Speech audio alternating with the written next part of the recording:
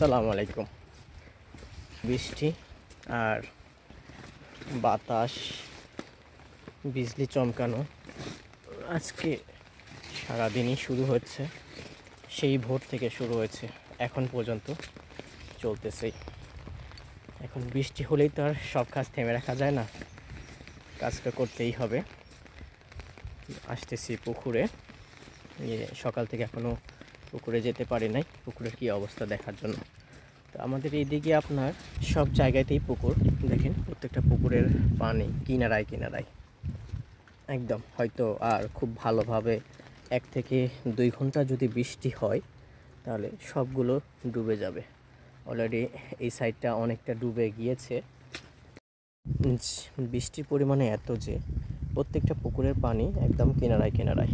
এটা হচ্ছে আমার পুকুরে শুধু এই পাড়টাতে একটু সমস্যা, তাছাড়া পুরো পাড়ে আমার আর কোনো প্রবলেম নেই। সবাই ভালো থাকবেন, দোয়া করবেন ইনশাল্লাহ যেন ভালো কিছু করতে পারি এখান থেকে। আল্লাহ হাফেজ।